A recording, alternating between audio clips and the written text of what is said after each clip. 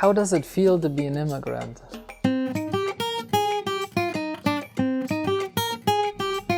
For me, that's a complicated question because looking at me, most people wouldn't think I look like an immigrant to them. I came from Germany when I was 14. This is not my first language. English isn't my first language. It's not my home country. And also, it gets more complicated yet. I moved to Mexico and spent 8 years living down there, and then met and married my wife, who is Chiapaneca, that is from the south of Chiapas. And I feel partially Mexican because of that. La pregunta, ¿cómo se siente ser inmigrante? Es bastante complicado para mí. Para empezar, aquí puedo desaparecer, parezco gringo, ¿no? Pero realmente me siento alemán adentro. I feel very German on the inside. La gente desaparezco, ¿no? Parezco a la mayoría de los anglos. Pero ser estadounidense no significa ser anglo, ¿no? Significa vivir aquí. ¿Y qué ha significado esto para mí? Es bastante complicado. Yo viví en México por 8 años, en San Cristóbal de las Casas, y me sentí muy parte de la sociedad, pero de vez en cuando, ¡boom!, algo pasó y sentí un rechazo, un choque así cultural. Voy a Tuxtla, ¿no? Y todos me dicen, güero, taxi al aeropuerto, y les digo día tras día, pero aquí vivo y aquí trabajo. Y me di cuenta que de alguna forma nunca iba a parecer como alguien de ahí.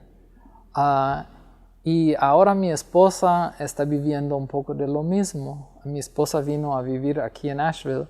Y a veces se siente parte de, y a veces se siente que la sociedad le mantiene un poco al margen. When I lived in Mexico, I would feel that I belonged to the society. I was a professor at the university, but every once in a while something would happen that would remind me that I will never be a part of this in the eyes of the people from there. I'd go down to Tuxtla, which is the largest city, and the taxi drivers would pretty much start dragging my suitcase, my backpack away from me and say, I'll take you to the airport. And I said, I'm going to work. I'm not going to the airport. And that makes it a little hard to feel part of things. And right now, my wife is living the same sort of thing.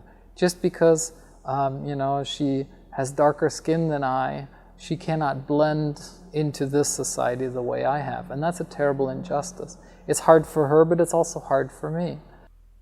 Aquí en Asheville, a veces veo un paisano en el Home Depot y le quiero decir, hola paisano, ¿cómo estás?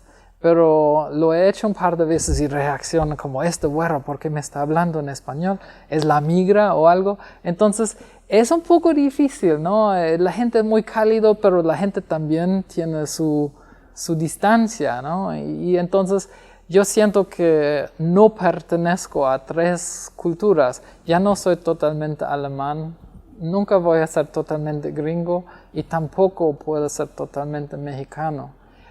In some ways, I feel like I don't fully belong to 3 different cultures.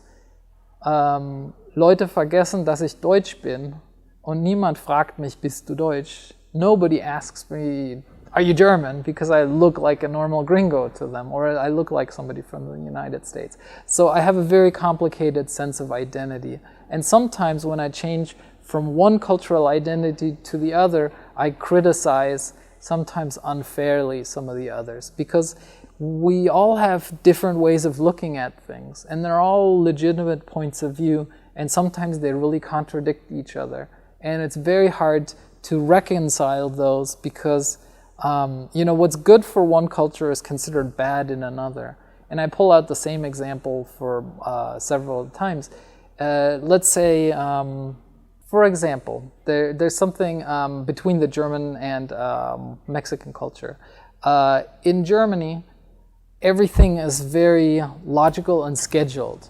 If a child gets sick, for example, a parent will go to work and leave the kid with a doctor, knowing that the doctor is going to do a good job and they have to show up at their job, because if they don't, You know, everybody needs to play their little part in the machine so that everything is on schedule. When you go to the bank, you know the banker's there. When you go to the doctor, you know the doctor's there.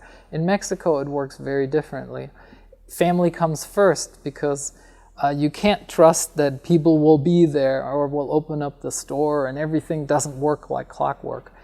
En México, no, la familia viene primero. Si se enferma tu hijo, te quedas con tu hijo. Dices, bueno, hoy no puedo ir a la chamba, discúlpenme, pero mi hijo viene primero. Y es lo correcto, porque no puedes ir y dejar tu niño en el hospital y confiar que todo va a estar bien. Tienes que estar ahí asegurando que el cuidado, ¿no? Él recibe el cuidado que necesita. Entonces, lo que sea bueno en una cultura es malo en la otra. Hopefully the society will also realize that American society will be stronger and better if we have more elements to work with. There's more than one legitimate point of view and there's more than one way to do things. And así hacemos una buena comunidad entre todos. De todos agarramos lo mejor y hagamos una mezcla que nos conviene.